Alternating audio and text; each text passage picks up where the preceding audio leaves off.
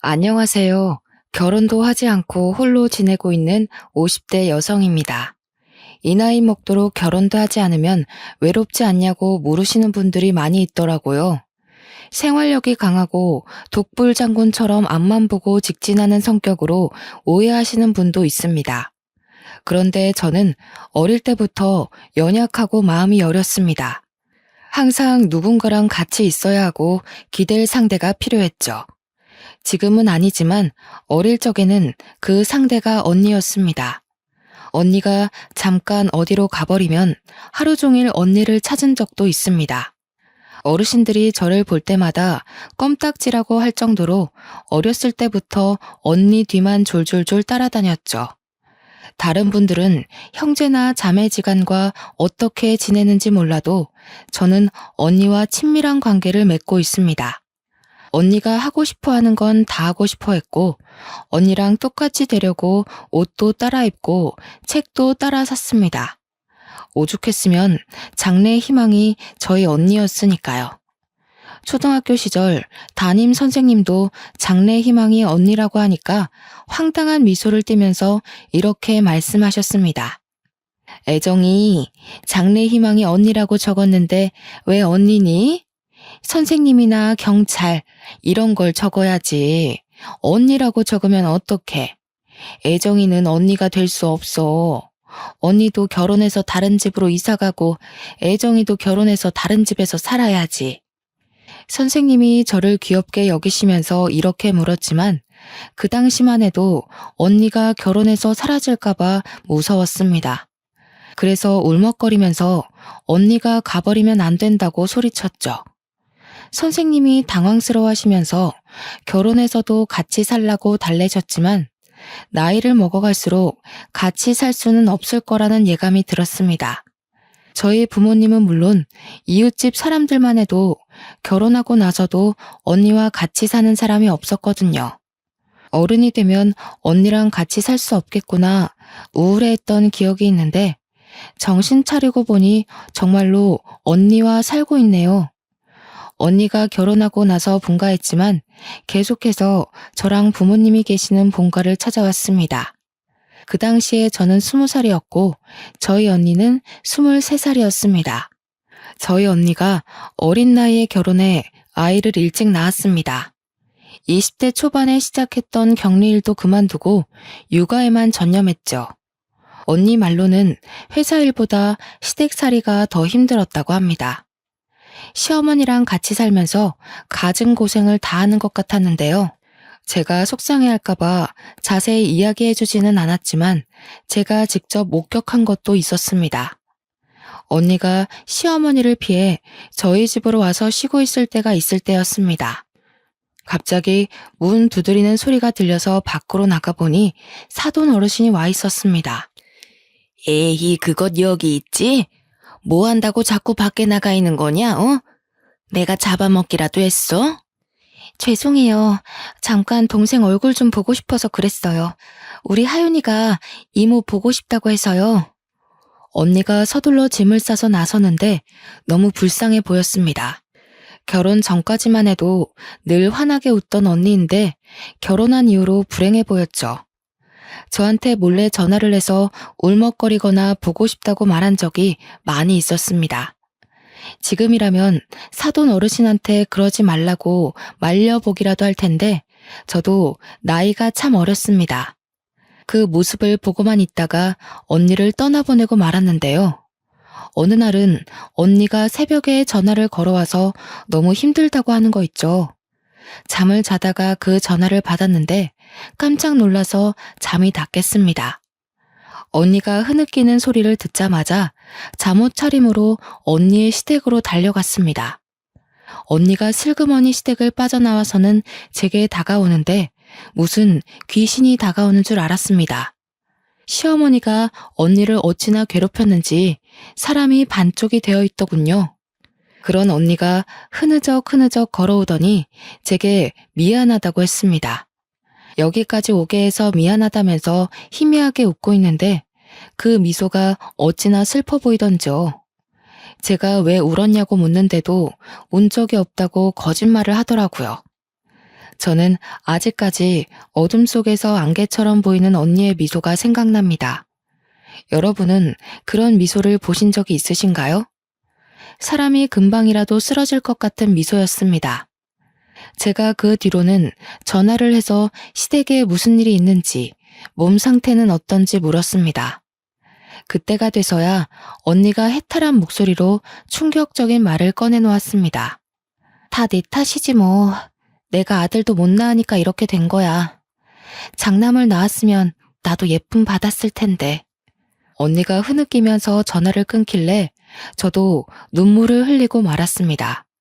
그 뒤로 언니에게 차라리 독립하라고 아니면 이혼이라도 하라고 말해보았습니다. 하지만 그게 쉽냐고, 이혼하면 우리 하윤이는 어쩔 거냐고 묻더군요. 언니가 꾸역꾸역 그런 시집살이를 견디고 있는데 제가 해줄 건 하윤이를 봐주는 일뿐이었습니다. 시댁에 주말마다 전화를 해서 하윤이가 보고 싶다, 언니가 보고 싶다 떼쓰는 일이 제 일이었습니다. 언니는 난감한 척 저한테 화를 내는 척하면서 제 집으로 겨우 왔었죠. 그래서 덕분에 조카랑 쌓은 추억이 많이 있습니다. 놀이공원도 가고 공원으로 피크닉도 가면서 자매같이 놀아주었죠. 하윤이도 저를 좋아해 주어서 가끔은 제 딸 같다는 생각도 들었습니다.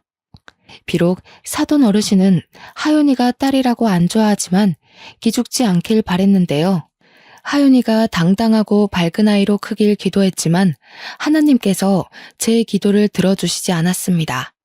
직장에서 일을 하다가 전화 한 통을 받고 기절할 뻔했거든요. 네? 언니가 교통사고가 났다고요? 어디 병원인데요? 사돈 어르신한테 온 전화였습니다. 언니랑 형부 그리고 하윤이가 탄 차가 미끄러져서 전복했다고 하더군요. 그날 유독 비가 많이 와서 택시 잡기도 어려웠습니다. 최대한 빨리 병원에 가보니 언니랑 형부는 이미 세상을 뜬 상태였죠. 너무 놀라서 눈물이 나오지 않았습니다. 이 모든 게 꿈처럼 느껴져서 언니 얼굴 위로 덮여진 천조가리만 쳐다보았는데요. 사돈 어르신은 슬퍼해야 할 자리에서 분노하고 계셨습니다. 이렇게 비가 많이 오면 집에 박혀있지는 비 오는 날에 어딜 가겠다고 나서서 우리 아들까지 죽여? 사돈 어르신은 죽은 저희 언니를 붙잡고 욕을 하고 있었죠. 시댁 쪽 사람들이 말려봐도 소용이 없었습니다. 비 오는 날 부침개와 막걸리가 먹고 싶다며 맛집으로 향하게 한 언니 탓을 하고 있었습니다. 내 아들이 죽은 이유를 아예 몰랐어야 했는데 내가 괜히 전화를 했다. 안 그래도 아들 못 낳는 것 미워 죽겠는데 이런 것 때문에 우리 아들이 죽다니. 이런 가짜는 것 때문에 귀한 우리 아들이 죽어버렸어. 사돈 어르신이 통곡을 하시면서 언니 위로 덮여진 천을 쥐어뜯었습니다. 언니 멱살이라도 잡을 것 같아서 지켜보고 있던 의료진들이 말렸죠. 사돈 어르신은 언니가 세상을 떴는데도 언니를 욕하고 있었습니다. 그 모습을 보니 겨우겨우 화를 참고 있었는데요. 그것도 모자라서 조카를 붙들고 충격적인 말을 내뱉더군요. 우리 아들 죽여놓고 뻔뻔하게 여기 서 있고 싶니? 꼴도 보기 싫으니까 저리 꺼져라. 이것이 우리 아들이 감싸줘서 살았다고 하더라. 이것만 없었으면 우리 아들 살았어. 사돈 어르신께서 119 구급대원에게 사고 당시 현장을 전해 들었나 봅니다. 형부가 하윤이를 살리려고 꽉 껴안은 채 머리를 보호하고 있었던 것 같습니다. 조카 때문에 아들이 죽었는데 제가 조카 편을 들었다고 제 머리카락을 붙잡으면서 소리를 지르면서 할 수 있는 욕은 다 하시더군요. 너도 똑같아. 아들도 하나 못 낳는 것이랑 핏줄이 똑같으니 멍청하게 나불대는 것이겠지. 이 못된 버르장머리를 당장 고쳐놔 줄 테니까 오늘 너 죽고 나 죽자. 제가 아파서 주저앉으니 이번엔 할머니의 손길이 조카에게 뻗쳤습니다. 조카의 옷깃을 마구잡이로 붙잡더니 호통을 치시는 거 있죠? 이런 요망한 것, 네가 내 아들을 죽였어. 이런 것하고 나는 같이 못 살아. 꼴도 보기 싫으니까 당장 내보내라. 기적적으로 살아난 아이를 치료도 받지 못하게 하고 멱살 잡다시피 협박을 하고 있었습니다. 여기서 제 조카가 보인 반응이 더 슬펐습니다. 사시나무 떨듯 떨며 바닥에 풀썩 주저앉더라고요. 애가 어찌나 놀랐는지 울지도 못하고 속으로 눈물을 삼키고 있었죠. 저는 그런 하윤이를 감싸 안은 채 사돈 어르신과 떨어뜨려 놓았습니다. 그만하세요. 진정하시라고요. 갑자기 난 사고 때문에 많이 놀라신 것 같은데 일단 집으로 돌아가세요. 저희가 장례 절차 밟도록 하겠습니다. 네가 뭔데 이래라 저래라야? 이제 남이나 다름없는 것이 어디 눈을 부라리고 있어? 우리 아들 장례는 내가 할 거다. 신경 쓰지 말고 그 모자란 것 때리고 가버려라. 제가 진정하라고 중재하는데도 사돈 어르신이 오히려 저를 밀치며 호통을 치셨습니다. 조카에게 고아원에 보내버릴 거라는 말까지 해서 저는 얼른 하윤이의 두 귀를 막아버렸죠. 그리고 하윤이에게 다정하게 속삭이며 오늘 있었던 일은 모두 다 잊어버리라고 했습니다. 하윤아, 할머니가 진심으로 하는 말 아니야. 그러니까 마음에 담아두지 마. 차라리 다 잊어버리자. 이모도 잊고 싶으니까 다 잊으려고 해. 그러니까 하윤이도 악몽을 꿨다고 생각하자. 하윤이한테 이렇게 말하고 다른 병원으로 데려가 머리 상처를 꿰매고 찰과상과 인대가 늘어난 부분을 치료하였습니다. 형부가 자식을 정말로 아끼고 사랑했던 것만큼 하윤이를 처절하게 껴안고 있었나 봅니다. 차가 전복했는데도 하윤이는 5주 만에 태어나였습니다. 저희 조카가 이렇게 회복하는 사이 언니와 형부는 같은 장례식장에서 상을 치르지도 못했습니다. 사돈 어르신의 뜻대로 형부 장례식장과 멀리 떨어진 곳에서 상을 치러야 했는데요. 형부 장례식장과 언니 장례식장을 왔다 갔다 하면서 정신없이 지내던 와중이었습니다. 갑자기 전화가 와서 받아보니 청천벽력 같은 소식이 들려왔습니다. 뭐라고요? 하윤이를 고아원에 보냈다고요? 엄마한테 전화가 와서 받아보니 사돈 어르신이 기어코 하윤이를 고아원에 보내버렸다고 하더라고요. 엄마도 이제 알았다며 어쩌면 좋냐고 하길래 서둘러 하윤이가 있다는 고아원에 가보았습니다. 구석에서 외롭게 앉아있는 하윤이를 보고 눈물을 터뜨리고 말았죠. 언니가 죽었을 때보다 더 서럽게 울었던 것 같아요. 그때 사돈 어르신이 인간만도 못하다고 느꼈습니다. 사돈 어르신 말대로 이제 가족도 아니니 저도 예의를 차리지 않으려고요. 그렇게 굳게 다짐하고 하윤이를 데려왔습니다. 그리고 제 밑으로 호적을 올려서 키우기로 했죠. 하윤이를 키우게 된 지 5년이란 시간이 흘렀습니다. 이제 결혼할 나이가 훌쩍 지나서 선자리를 보러 다니게 되었는데요.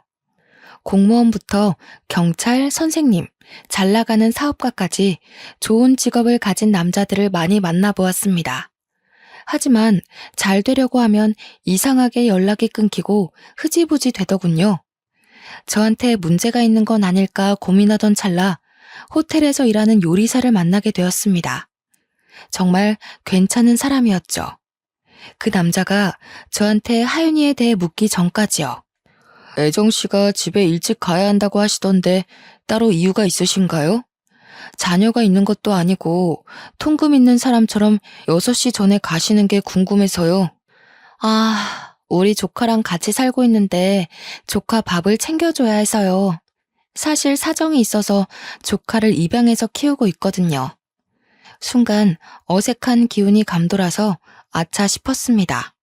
그동안 남자들에게 연락이 오지 않은 이유도 알겠더군요. 바로 조카의 존재를 알게 된 순간 연락이 점차 뜸해졌던 것 같습니다. 그걸 이제야 알았다니.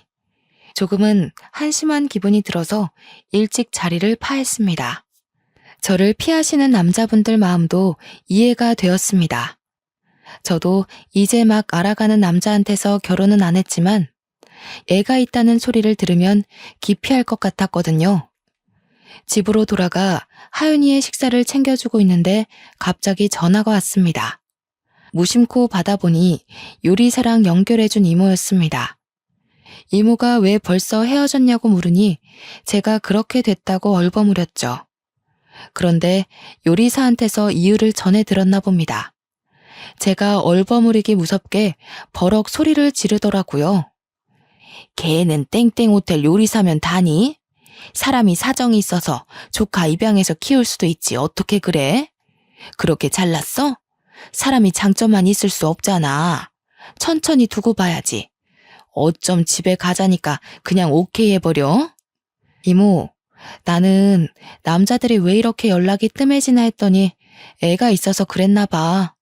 나도 애 있으면 좀 그럴 것 같아. 결혼이 소꿉장난도 아니고 그럴 수도 있지. 너무 화내지 마. 이모가 화를 참지를 못하니까 그저 허허 웃고 말았습니다. 그런데 제 조카가 그 소리를 다 들은 것 같았습니다. 밥을 먹는 둥 마는 둥 하더니 방 안으로 획 들어가 버리더군요. 다 먹었냐고 물어봐도 대답도 안 했습니다. 13살짜리가 알아들을 거라고 생각도 못했죠. 워낙 어릴 때부터 키운 아이라 너무 어리게만 봤던 것 같습니다. 갑자기 제가 퇴근을 하고 돌아오니 하윤이가 제게 편지를 써서 건넸습니다. 기특한 마음에 얼른 편지를 읽어봤는데 편지의 내용은 충격적이었습니다. 자기는 괜찮으니 고아원에 들어가겠다고 하는 거 있죠? 자기가 고아원에 들어가면 제가 좋은 남자를 만나서 결혼할 수 있을 거라고 했습니다. 그 편지를 읽는 순간 눈물이 고였지만 조카에게 그런 말 하는 거 아니라고 혼을 내버렸습니다. 누가 이런 편지 쓰래? 이모가 하윤이 버리고 결혼할 것 같아? 어디서 그런 말을 해? 따끔하게 혼을 냈더니 조카가 엉엉 울어버리더군요. 그런 조카를 꼭 껴안으며 결혼을 포기하기로 마음먹었습니다. 조카가 있어서 떠날 남자라면 평생을 함께할 가치도 없다는 생각이 들었고 결혼하는 것보다 조카랑 같이 있는 삶이 더 소중해 결혼하지 않기로 한 것입니다. 물론 이런 저를 이해해주고 결혼하겠다고 나서는 남자가 있다면 결혼식을 올릴 테지만 그런 남자는 보이지 않았죠. 그래서 그 뒤부터 어른들이 만들어준 선자리에 나가지 않았습니다. 그 시간에 조카를 위해 돈을 벌거나 조카와 지내는 시간을 늘렸는데요. 그렇게 열심히 살다 보니 조카가 어느새 고등학생이 되어 의대를 목표로 하기 시작했습니다.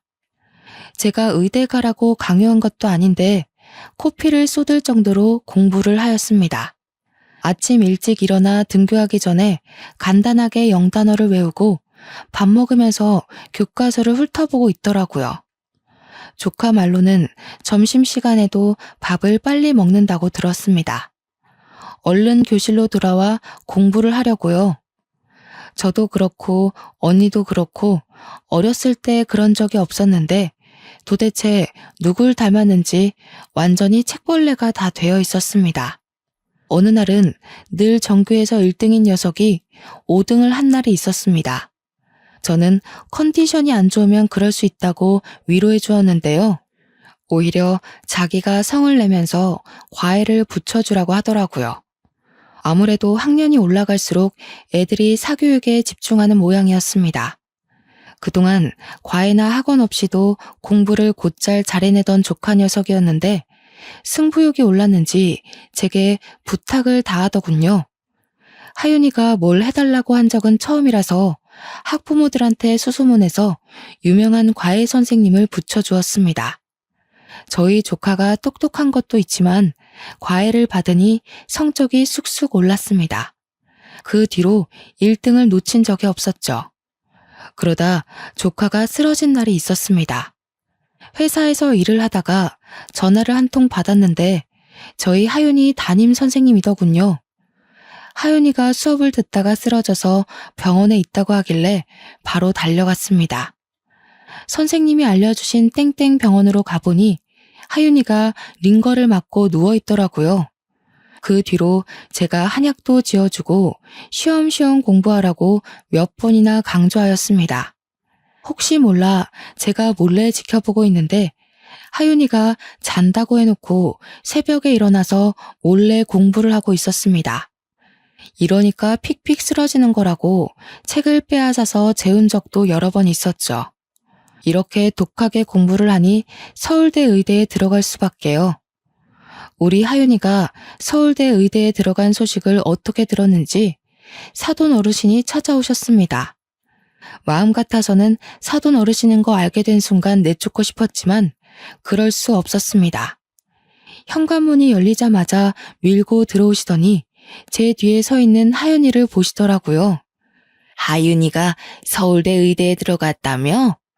다른 자식도 아니고 죽은 우리 첫째 아들 자식인데 내가 챙겨줘야지. 하윤아, 나 기억하니? 할머니잖아. 8살까지 애지중지 키워주던 할머니. 그 말을 들은 순간 억장이 무너졌습니다. 하윤이를 버리겠다고 고아원에 보내놓을 땐 언제고 이렇게 찾아오다뇨. 게다가 하윤이는 할머니를 기억하지 못하는 것 같았습니다. 쭈뼛거리며 다가가더니 꾸벅 인사를 건네더라고요. 사돈 어르신은 그런 조카를 보고 좋다고 미소 짓더니 원래부터 자상한 할머니였던 척 껴안기까지 하였습니다. 아유, 우리 하윤이 보고 싶었다. 하윤이도 할머니 보고 싶었지? 그동안 어떻게 지냈니? 할머니가 그동안 사는 게 힘들어서 이렇게 늦게 왔다. 이번에 의대에 들어갔다며? 할머니가 다 지원해 줄 테니까 독립하고 싶으면 말해라. 등록금이랑 생활비도 대줄게. 사돈 어르신이 조카에게 핸드폰을 달라고 하더니 연락처를 입력해 놓았습니다. 아무것도 모르는 조카 녀석은 그저 좋아라 하더군요. 저한테 입양 온 후로 외가 쪽 식구들이랑 교류하지 않고 쭉 지내왔으니 반가웠을 겁니다.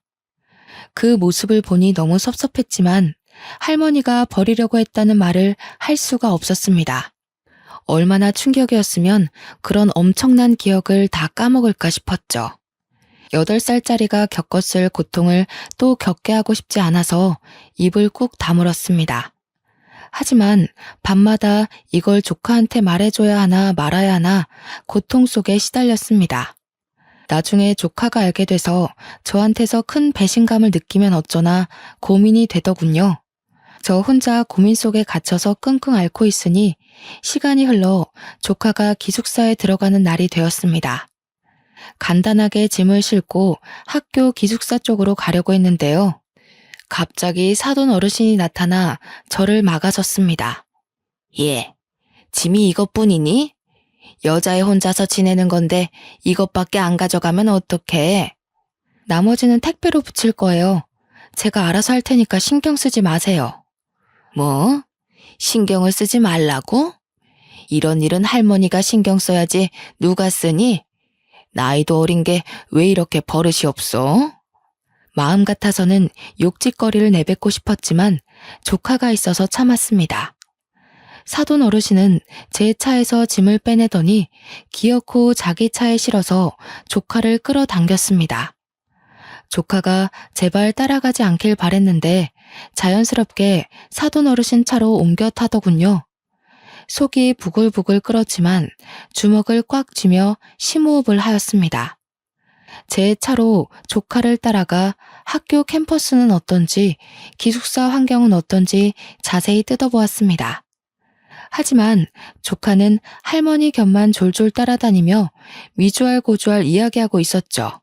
결혼까지 포기하고 키워낸 귀한 조카가 할머니 자격도 안 되는 늙은 여자에게 저러니 억울했습니다. 남몰래 눈물까지 닦아내며 그 수모를 참아냈는데요. 수모는 거기서 끝난 것이 아니었습니다. 하도 조카에게서 연락이 오지 않아서 오랜만에 전화를 해보았습니다. 그런데 조카가 받지 않더군요. 그런 날이 수도 없이 지난 뒤에야 걱정이 돼서 학교까지 찾아가려고 했습니다. 사돈 어르신이 어떻게 알았는지 갑자기 저한테 전화를 해서는 이런 소리를 짓거리더라고요. 너 자꾸 하윤이한테 전화하지 마라. 네가 자꾸 전화해서 공부에 방해된다고 하더라. 사돈 어르신이야말로 하윤이 고아원에 버릴 때는 언제고 갑자기 왜 이러시는 거예요? 하윤이가 의사 될 것 같아서 그러세요? 너야말로 하윤이가 의사 될 것 같아서 견제하는 거니? 할머니가 이제 지원 좀 해주겠다는데 왜 말을 그렇게 하니? 제가 하윤이한테 옛날에 있었던 일 다 이야기하면 어쩌려고 이러세요? 하윤이랑 잘 지내고 싶으면 사과부터 하세요. 뭐? 하윤이한테 쓸데없는 소리 하지 마라. 왜 안 해도 되는 말을 하려고 해? 괜히 아픈 상처 건드려서 무슨 일을 치르려고. 그러다 걔 공부 안 되면 어쩌려고 그래? 괜히 애 인생 망치려고 하지 말고 입 다물고 있어라. 제가 차를 세우고 욕짓거리를 내뱉으려고 하니까 전화를 뚝 끊어버리더군요. 사돈 어르신이 일부러 하윤이와 저를 떼어놓으려는 것 같았습니다. 그것 때문에 연락이 안 되는 것 같아서 하윤이를 찾아갔는데요. 하윤이가 글쎄 저를 보고 떨떠름한 표정으로 서 있는 거 있죠. 이모, 왜 왔어? 저 시험 기간이라 공부해야 하는데. 네가 너무 연락이 안 돼서 와봤어. 무슨 일 있는 거 아니지? 아무 일도 없으니까 돌아가. 나 지금 밤새야 해. 처음 있는 일이었습니다. 제게 항상 예의 바르면서도 밝게 말하던 애인데 완전히 변해버린 것 같았죠. 결국 제가 조카에게 버럭 화를 내며 모든 사실을 실토하고 말았습니다. 너 설마 할머니 때문에 이러는 거니? 그 사람이 어떤 사람인 줄 알아? 너 버린다고 고아원에 내놓은 사람이다. 근데 네가 의대 간다니까 착한 척 연기하는 거야. 네가 조금이라도 잘못되면 바로 버릴 사람하고 이러는 거 아니야. 나는 너 키우려고 인생을 걸었어. 정말 친엄마처럼 널 키워냈는데 어떻게 이럴 수 있니? 제가 울면서 말해놓고 차마 조카의 얼굴을 바라볼 수가 없었습니다. 그런데 조카가 제 말을 믿어주지 않더군요. 할머니가 그랬다고? 우리 할머니가 그럴 리가 없어. 이모가 잘못 기억하고 있는 거겠지. 12년을 키워준 이모를 믿어야지. 어떻게 할머니를 믿니? 네가 제정신이야? 조카가 제 말을 듣고 왈칵 눈물을 쏟길래 조카에게 다시 트라우마를 안겨준 것 같아서 그 자리를 뛰쳐나왔습니다. 며칠 뒤에 심하게 말해서 미안하다고 다시 이야기 나누자고 연락해봤지만 답은 돌아오지 않았습니다.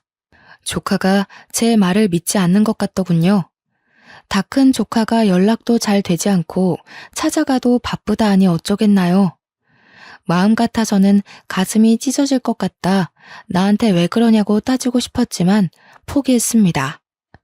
내놓은 자식이라고 생각하고 그렇게 8년이라는 시간을 흘려보냈습니다. 가끔씩 연락해서 들어보니 공부도 열심히 하고 잘 지내는 것 같았죠. 그것만으로 만족하며 살려고 했습니다. 그러다 조카가 대학을 졸업하고 의사가 됐다고 연락을 하더군요. 이모, 내가 그동안 연락이 없었지? 할 말이 있는데 땡땡 병원으로 올 수 있어?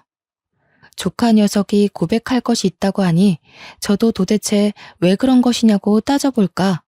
아니면 할머니한테 무슨 말을 들은 것이냐고 물어볼까 고민했습니다. 땡땡 병원으로 가보니 조카가 갑자기 병실로 저를 데려가는 것이었습니다. 그곳에 사돈 어르신이 누워있어서 깜짝 놀라고 말았죠.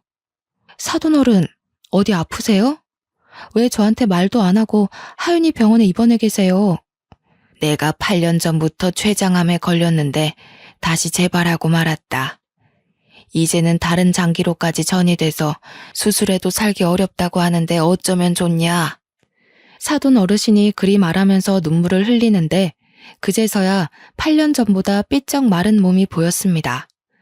그런 사돈 어르신이 불쌍해 보이는커녕 다 업보라는 생각이 들었죠. 이제 곧 세상을 뜰 사람인데 우리 조카한테 왜 그랬고 언니한테는 왜 그랬냐고 따지기도 싫었습니다.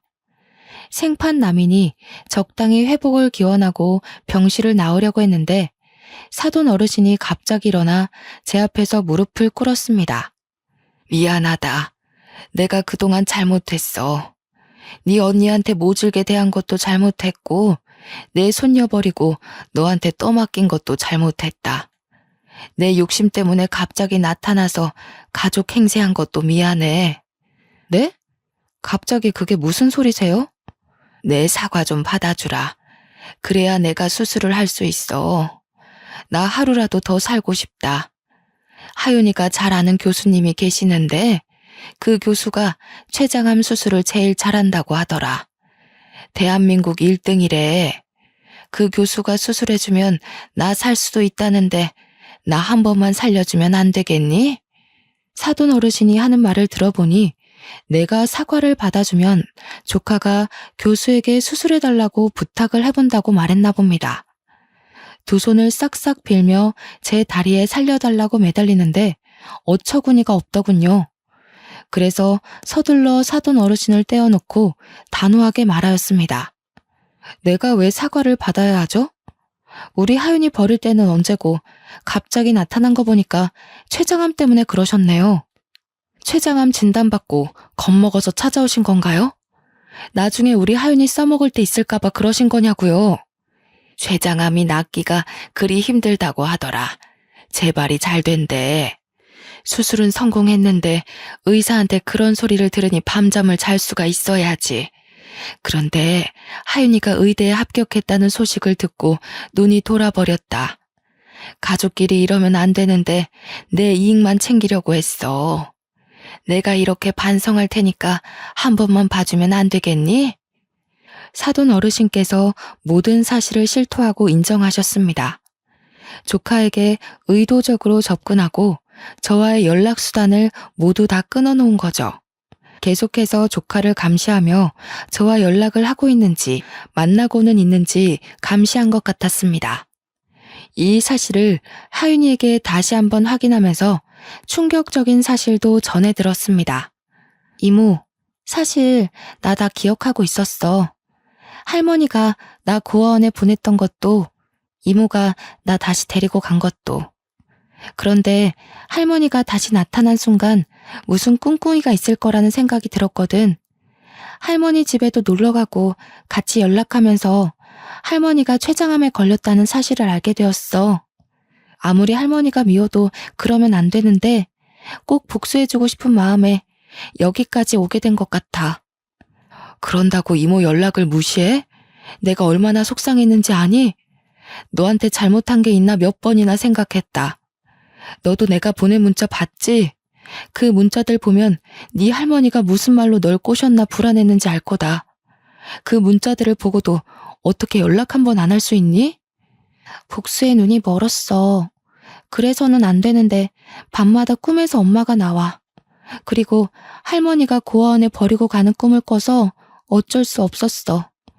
내가 코피 흘릴 정도로 공부 열심히 한 것도 할머니 생각에 분해서 그랬던 거야. 조카가 울먹거리면서 저명한 의사가 되어 아픈 할머니를 배신하는 꿈을 꾸고 있었다고 말하였습니다.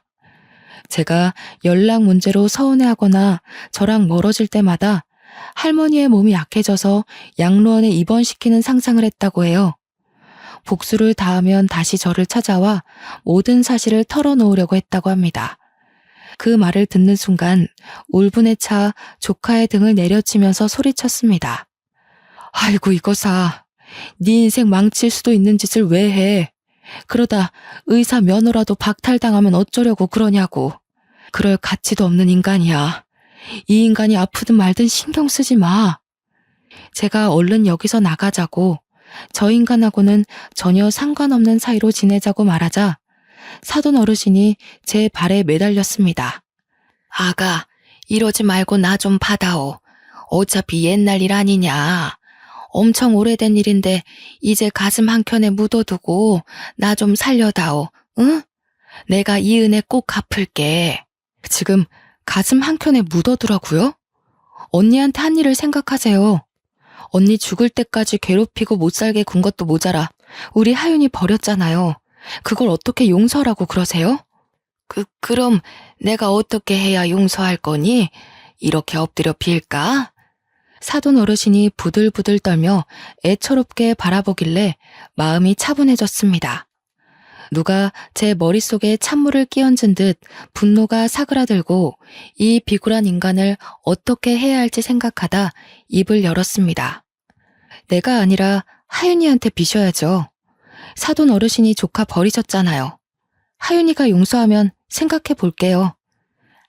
하윤아, 우리 조카, 내가 정말 미안하다. 이 할미가 부족해서 너한테 못된 짓을 했다. 한 번만 받아오. 기다렸다는 듯이 넙죽 절을 하는 사돈 어르신을 보는데 조카가 왈칵 눈물을 터뜨리더군요. 조카의 눈물을 보니 마음이 착잡해졌습니다. 복수심에 치기 어린 행동을 한 것이었죠. 우리 하윤이의 마음속에 복수심이 있었다는 사실을 알았다면 외면하며 살자고 설득했을 겁니다. 뭐라도 했으니 됐다고 조카를 달래며 사돈 어르신을 버려두고 왔는데요. 허망하게 앉아있는 사돈 어르신을 보니 많은 생각이 들었습니다. 인생을 어떻게 살아왔는지 가족들도 안아보고 계속 혼자서 병실 생활을 해온 것 같았습니다. 그래도 언니의 시어머니이니 어떻게 사나 조카에게도 물어보고 슬쩍 병실 안을 내다본 적도 있습니다. 살아있는 모습을 보고 목숨 한번 즐기다 생각하다가도 인성이 나빠 고독하게 떠날 인간이겠거니 생각하고 있을 무렵이었습니다. 저한테 편지 한 통이 와서 열어보았는데요. 무려 5장 분량의 편지였습니다. 촘촘한 글씨로 자기가 얼마나 멍청하고 이기적인 인생을 살아왔는지에 대한 푸념과 사과글이 적혀 있더군요. 저는 그 편지를 들고 사돈 어르신이 있는 병실에 찾아갔습니다. 편지를 왜 보냈냐고 따질까 아니면 비아냥거릴까 고민하다가 한마디 하였습니다. 사돈 어르신, 사람 목숨이 달린 일이니 제가 하윤이한테 교수님께 부탁해보라고 말해볼게요. 사돈 어르신이 그 말을 들은 순간 정말 고맙다고 몇 번이나 고개를 숙였습니다. 다른 사람이 들으면 왜 그랬냐고 남이니까 안 보면 되는 사이 아니냐고 따질지도 모릅니다. 하지만 그래야 제 마음이 편하니까요. 사돈 어르신이 죽었다는 소식을 들으면 제가 사돈 어르신이랑 다를 게 뭐가 있나 싶었습니다. 그 편지글이 마음을 흔들었다기보다는 조카 인생에 흠집을 남기기 싫었습니다. 그래서 조카한테 관용을 베풀고 포용하자며 교수님께 말씀드리라고 말해보았죠. 당연히 제 조카는 제 말을 받아들이지 못했습니다. 내가 왜 그래야 하는데? 내가 못해준다고 그냥 다른 병원으로 가라고 할 거야. 네가 살면서 범죄자도 치료해줘야 하고 네 할머니보다 인성이 나쁜 사람을 고쳐줘야 할 텐데 그럴 때마다 외면하고 다른 병원으로 보낼 거니? 제가 그리 말하니 조카가 한참을 생각해보는 눈치더군요. 잠시 뒤에는 제 말대로 하겠다며 췌장암 수술을 잘한다는 교수님께 연락해보는 것 같았습니다. 다행히 교수님께서 수술을 해주신다고 하셔서 사돈 어르신께서 수술을 받으셨는데요. 지금은 많이 회복하셔서 웬 보자기를 들고 저희 집을 찾아오셨습니다. 귀해 보이는 보자기 안에는 손수 만든 반찬들이 들어있었습니다. 정말 고맙다고 반찬을 싸들고 왔는데 마음이 싱숭생숭하였습니다. 인생은 오래 살고도 볼 일이네요. 조카도 이 모습을 보고 많이 놀랐는지 놀란 토끼 눈이 되어 있었습니다. 사돈 어르신이 조카가 좋아하는 떡을 직접 쪄왔다며 꺼내서 건네는데 정말 애처롭게 보이더군요. 이거 내가 우리 하윤이 생각해서 찐 거다. 우리 하윤이 백설기 좋아하잖아. 포슬포슬하니 정말 맛있다. 한 입 먹어봐라. 하윤이가 먹지 않으니 슬그머니 손을 내리며 멋쩍게 웃어 보였습니다. 역시 내가 준 거라서 좀 그렇지? 그래도 버리면 아까우니까 나 가면 먹어라. 그날은 그렇게 가버리더니 다음 날에도 찾아와서 반찬을 건네주셨습니다. 반찬만 만들어주신 것이 아닙니다. 어느 날 오신다는 전화를 하길래 무슨 일인가 했더니 집안 청소를 해주겠다는 거 있죠? 이제 슬슬 계절도 바뀌었으니 옷 정리도 하고 대청소도 할 때 되지 않았니? 내가 거들어주마. 아니다. 내가 다 할 테니 너는 나가 있어라. 제가 하지 말라고 말려봐도 사돈 어르신께서 걸레질을 하고 청소기를 밀기 시작했습니다. 이런 날이 한두 번이 아니었죠. 어느 날은 갑자기 오셔서 이불 빨래를 해놓고 가셨고 다리미질만 1시간을 하고 가신 적도 있습니다. 얼마 전에는 커튼이 더럽다면서 죄다 빨아놓고 가셨는데요. 그러면서 슬그머니 자기가 해놓은 반찬들도 놓고 가십니다. 오늘도 사돈 어르신이 해주신 반찬에 밥을 해먹다가 사연글을 보내보고 싶다는 생각이 들었습니다. 여러분들은 제 행동이 잘했다고 생각하시나요? 가끔 가다가 저희 가족들끼리 모이면 솔직한 생각들을 나눕니다. 하지만 하나같이 나라면 그렇게 안 하고 없는 사람 취급했을 거라고 하더군요. 여러분이라면 사돈 어르신께 어떻게 하셨을 것 같나요? 저보다 많은 것들을 알고 경험이 많으신 분들의 생각이 궁금합니다. 긴 이야기 들어주셔서 감사합니다.